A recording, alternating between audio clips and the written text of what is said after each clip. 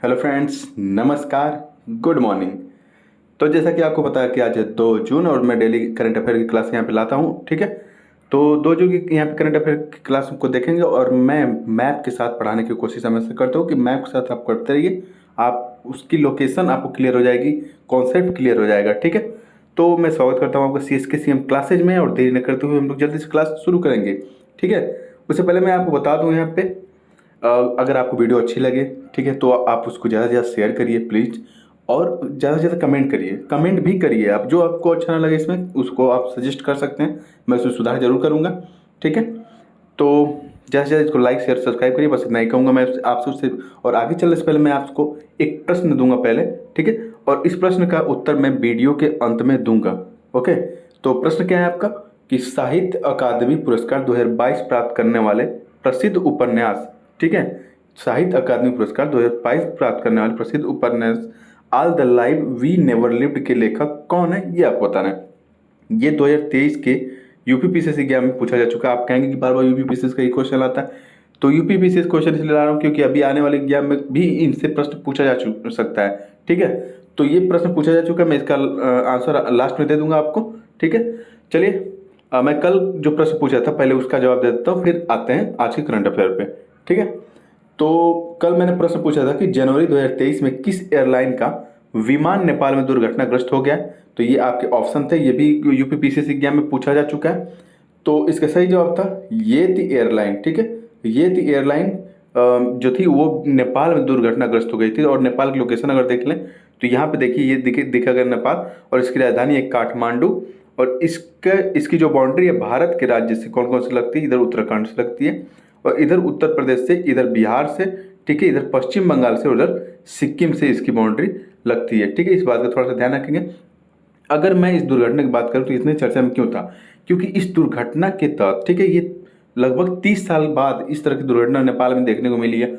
और कम से कम मतलब ज़्यादा से ज़्यादा 72 लोगों की मृत्यु हो गई है, ठीक है। इस दुर्घटना में 72 लोगों की मृत्यु हुई, कितना दुखद बात है। सोचिए कि आप एक बार एयरलाइन में बैठ रहे हैं, एयरक्राफ्ट में बैठ रहे हैं और पता चले वो दुर्घटनाग्रस्त हो जाए, तो ये बहुत ही बड़ी बात है, ठीक है। 72 लोग एक साथ मारे गए, ठीक है, सिर्फ एक टेक्निकल चूक के कारण से, ओके।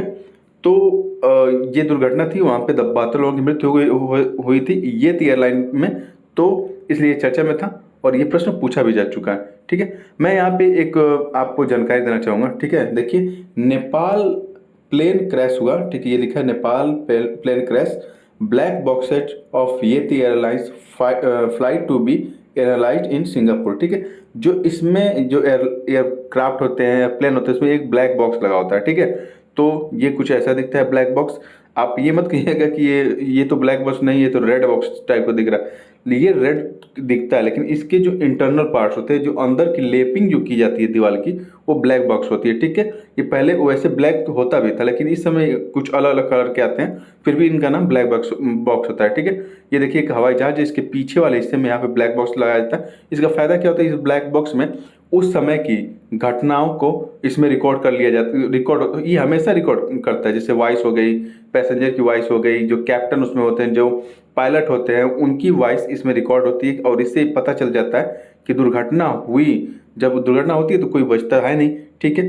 अगर दुर्घटना हुई उसमें कोई बचा नहीं, कहीं विमान खो गया, तो उस ये ब्लैक बॉक्स जो है हमेशा सिग्नल भेजता रहता है। ये बहुत ही मतलब मजबूत होता है, इसको जल्दी तोड़ा नहीं जा सकता, इसको जल्दी जलाया नहीं जा सकता, पिघलाया नहीं जा सकता, ठीक है। तो ये बहुत ही मजबूत होता है, तो इसमें वॉइस रिकॉर्ड होता है जिससे पता लगाया जा सकता है कि कैसे ये घटना या दुर्घटना हुई है, ठीक है।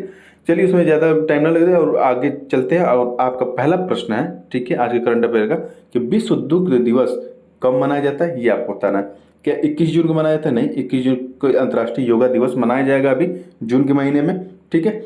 क्या 31 मई को मनाया जाता है? नहीं, 31 मई को भी नहीं। 26 नवंबर को नहीं, 26 नवंबर को राष्ट्रीय दुग्ध दिवस मनाया जाता है।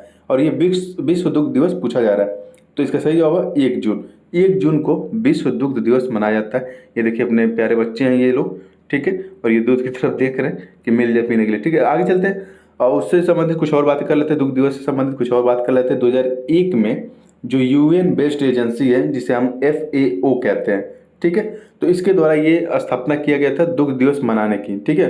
और भारत में क्या दूध के और महत्व की बात करें तो ये बहुत ही इम्पोर्टेंट होता है हमारे संतुलित आहार और संपूर्ण आहार में, ठीक है, जिससे कि कुपोषण दूर करने में बहुत ही मदद मिलती है। भारत में भी बहुत ज़्यादा कुपोषण था और अब भी है, ऐसा नहीं कुपोषण नहीं है, लेकिन पहले भारत में दूध की मात्रा बहुत कम थी, लेकिन अब भारत एक उत्पादक राष्ट्र के रूप में सामने आया है और इस समय भारत दूध का शीर्ष उत्पादक देश है। ठीक है, और इस अचीवमेंट को हासिल करने में अगर बात करें तो एक जो दुग्ध क्रांति चली थी, जिसे हम श्वेत क्रांति कहते हैं, ठीक है, श्वेत क्रांति कहते हैं, तो उसके कारण हम मान सकते हैं कि भारत एक इस ऊंचाई पे पहुंच चुका है। ठीक है, और श्वेत क्रांति का अगर जनक पूछा आपसे तो डॉक्टर वर्गीज कुरियन इसके जनक थे।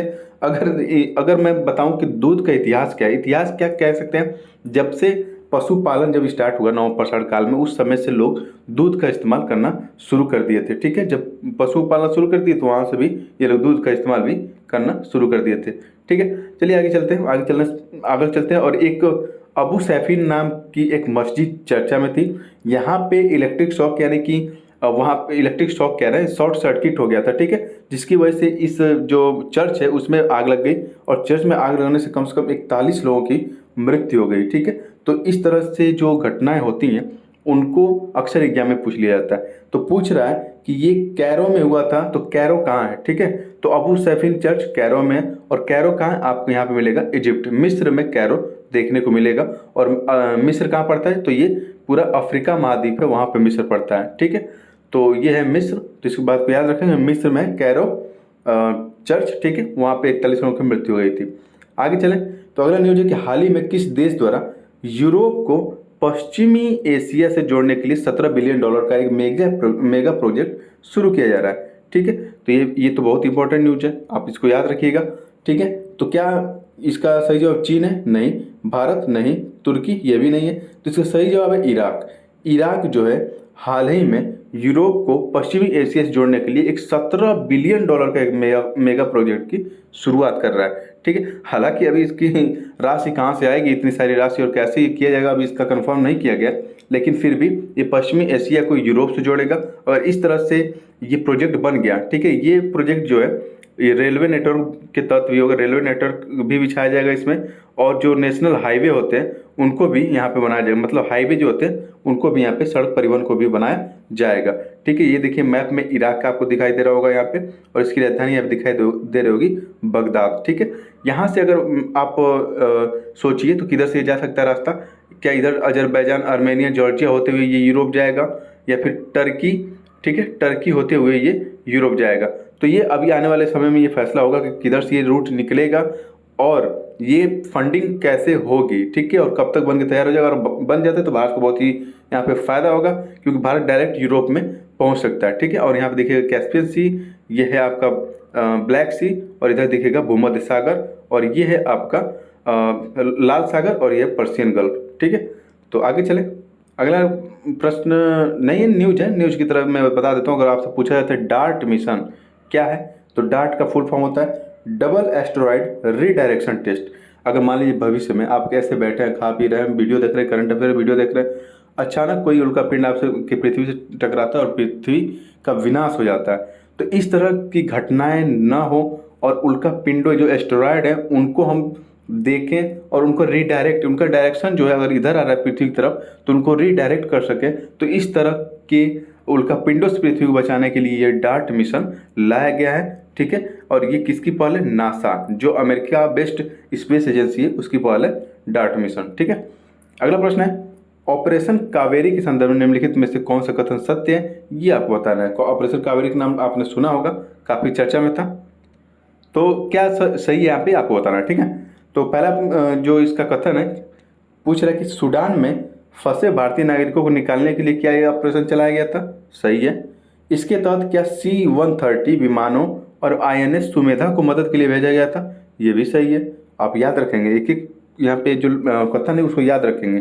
ठीक है, इस ऑपरेशन का नाम दक्षिण भारत की नदी कावेरी के नाम पर पड़ा था, ये भी सही है। ठीक है, तो इसका तीनों कथन सही है, ऑप्शन ए इसका सही होगा, 1 2 3 इसका तीनों कथन यहाँ पे सही है। आपको पता होगा कि सूडान में गृह युद्ध की स्थिति बन गई थी। ठीक है, ये देखिए सूडान है, इसकी राजधानी है खार्तूम, और इसके साउथ में देखिएगा साउथ सूडान।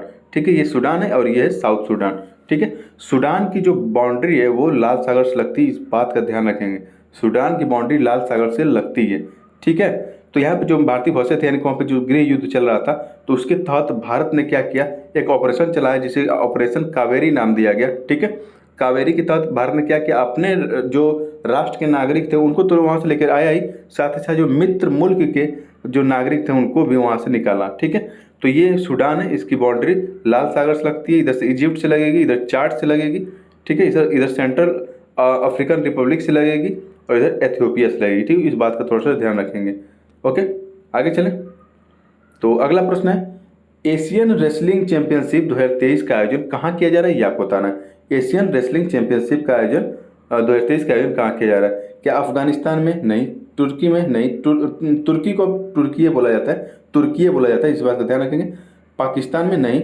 इसका आयोजन कजाकिस्तान के अस्ताना में किया जा रहा है। ठीक है, एशियन रेसलिंग चैंपियनशिप 2023 का आयोजन कजाकिस्तान के अस्ताना में किया जा रहा है। ठीक है, तो आगे चलें।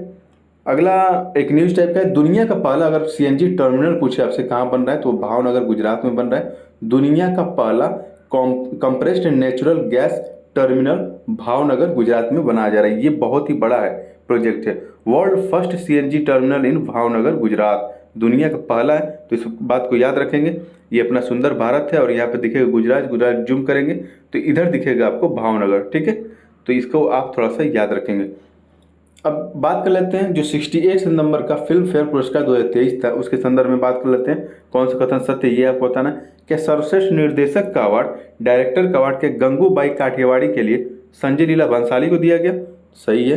सर्वश्रेष्ठ अभिनेता का पुरस्कार बधाई दो के लिए क्या राजकुमार राव को दिया गया? ये भी सही है। सर्वश्रेष्ठ अभिनेत्री का पुरस्कार गंगूबाई काठियावाड़ी के लिए आलिया भट्ट को दिया गया? ये भी सही है। आप गंगूबाई काठियावाड़ी मुझे काफ़ी अच्छी एक्टिंग की है आलिया भट्ट। ठीक है, तो ये इसमें तीनों कथन सही है, यानी कि ऑप्शन सी इसका सही है। ठीक है, इसका तीनों कथन यहाँ पे सही है। ओके, अगर और जैसे कि मैं इसके यहाँ पे लिस्ट दे दूँ, जैसे सर्वश्रेष्ठ फिल्म अगर पूछे आपसे तो वो है गंगूबाई काठियावाड़ी, और सर्वश्रेष्ठ अभिनेत्री पूछे तो गंगूबाई काठियावाड़ी में अभिनय करने वाली जो आलिया भट्ट हैं उनको ये अवार्ड दिया गया। ठीक है, अभिनेता तो राजकुमार राव हैं, बधाई दो के लिए। डायरेक्टर बन गए हैं संजय लीला भंसाली गंगूबाई काठियावाड़ी के लिए। ठीक है, और सहायक भूमिका में सर्वश्रेष्ठ अभिनेता की बात करें तो जुग जुग जियो के लिए अनिल कपूर। सहायक भूमिका में सर्वश्रेष्ठ अभिनेत्री की बात करें तो बधाई दो के लिए जो शीबा चड्डा है वो हैं। लाइफ टाइम अचीवमेंट अवार्ड किसको दिया गया? प्रेम चोपड़ा को।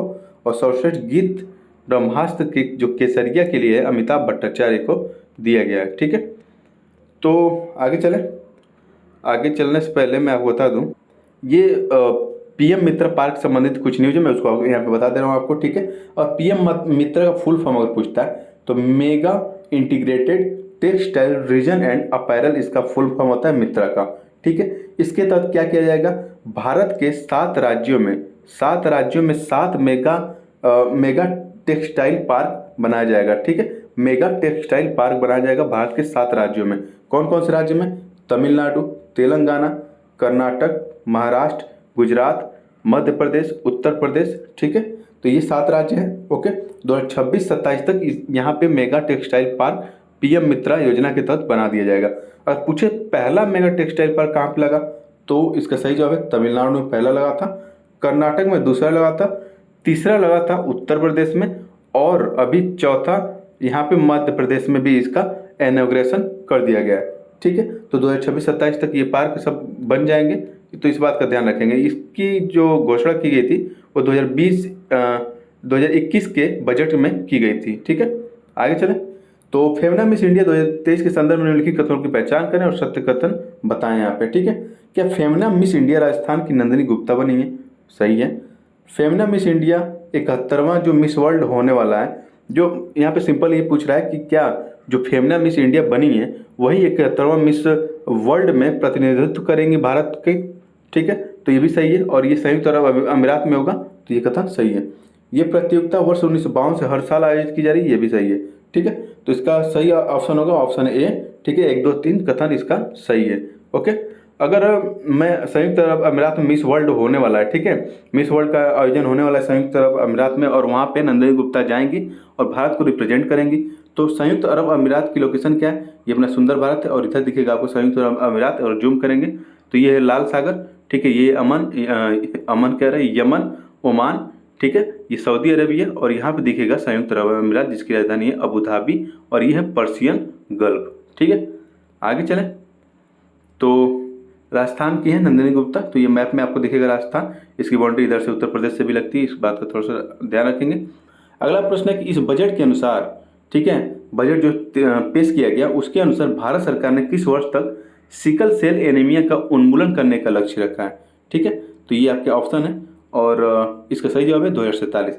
2047 तक भारत सिकल सेल एनीमिया का उन्मूलन कर देगा, ये लक्ष्य रखा है भारत ने। ठीक है, सिकल सेल एनीमिया होता क्या है, जो हमारे ब्लड सेल्स होते हैं, ठीक है, जो ब्लड सेल्स होते हैं इनका आकार ऐसा होता है, गोला टाइप का होता है, इस बीच में चपटे होते हैं थोड़ा सा, लेकिन इनको जब इन्फेक्ट कर दिया जाता है, इन्फेक्टेड जब ये हो जाते हैं तो ये एक हाशिए का आकार ले लेते हैं, जिसको हम सिकल कहते हैं। ठीक है, जिनको हम सिकल कहते हैं, तो इनका आकार गोले से ऐसा हो जाता है। ठीक है, तो आगे चलें, इसके बारे में और कुछ मैं आपको बता देता हूँ। जब जेनेटिक डिसऑर्डर होता है तो जो हमारे रेड ब्लड सेल्स होते हैं, यानी कि एक ह्यूमन बॉडी होती है, वो सेल कोशिकाओं से मिलकर बनी होती है, और कोशिकाओं में पाए जाते हैं गुणसूत्र, और गुणसूत्र में पाए जाते हैं जीन। ठीक है, जीन पाए जाते हैं, और अगर इस जीन में परिवर्तन हो जाता है, ठीक है, जीन में जब परिवर्तन होता है तो क्या होते हैं, जो हमारे रेड जो ब्लड सेल्स होते हैं, ठीक है, उनकी जो जीने की अवधि होती है, ठीक है, जीने की अवधि जो होती है वो कम हो जाती है। नॉर्मल जो ब्लड सेल्स होते हैं वो 120 दिन जिंदा रहते हैं, ठीक, हमारे बॉडी में। ठीक है, और जो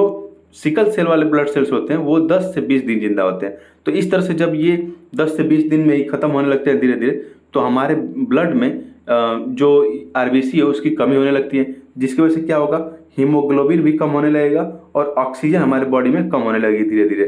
ठीक है, और मतलब जब यही ब्लड की कमी होती है तो उससे हम खून की कमी यानी कि एनीमिया बोलते हैं, और ये सिकल सेल की वजह से होता है, इसीलिए इसको हम सिकल सेल एनीमिया बोल देते हैं। और ये इसकी वजह से बहुत ही ज़्यादा चक्कर आने लगता है, क्योंकि ब्लड जब आपके बॉडी में नहीं रहेगा तो चक्कर आएगा, थकान लगेगी। ठीक है, बहुत सी सारी बीमारियां इससे हो सकती हैं। ओके, आगे चलें। तो साहित्य अकादमी पुरस्कार 2022 प्राप्त करने वाले प्रसिद्ध उपन्यास, जो मैंने अभी जो शुरू में दिया था क्वेश्चन, उसका ये जवाब है। ठीक है, ये 2023 में पूछा जा चुका है, तो इसका जवाब क्या है, तो सही जवाब है इसका अनुराधा राय। ठीक है, अनुराधा रॉय जो हैं उन्होंने ये पुस्तक लिखी है, all the life we never lived. ठीक है, all the life we never lived, तो ये किसकी कृति है, तो ये अनुराधा रॉय द्वारा लिखी गई है। ठीक है, तो आगे चले। कल के लिए प्रश्न मैं आपको दे देता हूँ, मैं इसका कल जवाब दे दूंगा। ठीक है, तो प्रश्न रहेगा आपका ये, निम्नलिखित राजनीतिक पार्टियों में से कौन एक राष्ट्रीय पार्टी नहीं है, ये आपको बताना है। ठीक है, कौन एक राष्ट्रीय पार्टी नहीं है ये आपको बताना है, और कितनी राष्ट्रीय पार्टियां हैं ये भी आप बताइएगा। कमेंट बॉक्स में इसके बारे में थोड़ा आप लिख सकें तो उसको भी लिखिएगा। ठीक है, तो फिलहाल आज करंट में इतना ही, मिलते हैं कल। वीडियो आपको कैसी लगी कमेंट बॉक्स में लिख के ज़रूर बताएं, और इसको ज़्यादा से ज़्यादा शेयर करें और सब्सक्राइब करें। ठीक है, तो चलते हैं, धन्यवाद, जय हिंद।